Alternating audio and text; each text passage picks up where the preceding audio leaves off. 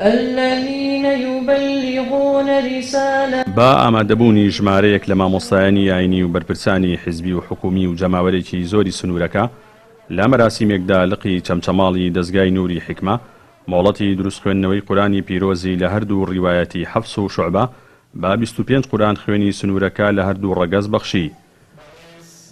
هەر لەو مەراسیمەدا بڕوانامە بە 3 قوران خوێنی دیکە بەخشرا کە لە ماوەکانی ڕابردوودا توانیویانە سەرجەمی قورانی پیرۆز لەبەر بکەن. ئێمە وەک بەشدار بووین چەند ماوەیەکە بەشدار بووین لە قیراءەتی قورئان. ئەمڕۆ سەنەدی حەفس و لە ڕیوایەتی حەفس و شوعبە سەنەدمان وەرگرت و دەستخۆشی لە مامۆستا بەڕێزەکانەکەین کە چەندێکە هیلاک بوون پێمانەوە.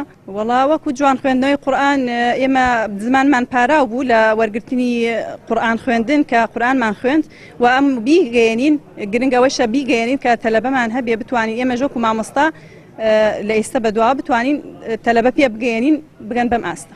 من وەکو بەشداربوویەکی حیفزی قورئان لە سەنتەری نووری حکمە دیارە من الحەمدا هەموو قورئانم لەبەر کردووە بە پاڵپشتی دیارە لێرە ئەمە پێش هەموو شتێک دەستخۆشی لە هەموو مامۆستایانە بکەم کە ئەگە ئاەتێکیان فێرم کردووە سوڕەتێکیان فێرم کردووە دەستخۆش ینی تەرجیحان کردم بۆ کاری باش بەتابەت بۆ لەبەرکردنی قورئان دەستخۆشیان لێکم دوعای خێران بۆ کەم من بەشی زۆری قورئانەکەم لە ڕێگەی سەنتەری نووری حکمەوە لەبەر کردووە الحەمدوللا خۆی گەورە پاداشتیان باتەوە خۆی گەورە پاداشتی هەموو لایەک باتەوە. لای خۆیانەوە مامۆستایانی ئاینی ڕۆڵی دەستگای نووری حکمە لە پەروەردە و فێرکردنی فێرخوازانی قورئاندا بەرز دەنرخێنن.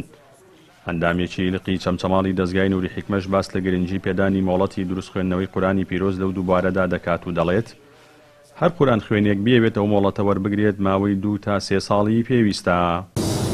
دەستخۆشیمان هەیە بۆ مامۆستایانی دەستگای نووری حکمە بۆ پەروەردە و ڕوشنبیری.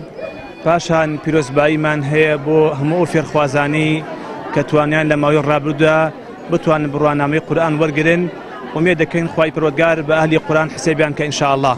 دیارە پێویستەکە هەموو لایەکمان بە گەورە و بچووکمانەوە بە پیر و گەنجمانەوە بچین لەلای مامۆستا بەڕێزەکان قورئان بخوێنین چونکە لا يتعلم العلم مستحن ولا مستكبر.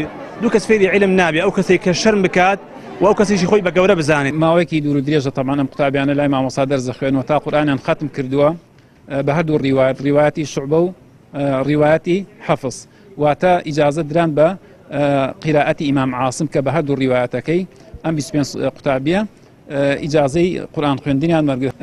ئەو ماوەی کە پێویستە بۆ قوتابی بۆ ئیجازە وەرگرێت تقریبا قوتابی وا هەیە 2 ساڵی خاندووە قوتابی وا هەیە 3 ساڵی خایاندووە لەبەرەوەی لەواتە زۆرێکان مەجالیان نەبیان شوێنیان دوور بێ نەتوانن بەردەوامیان لە نزیکەوە زوو دەرسەکە بخوێنن.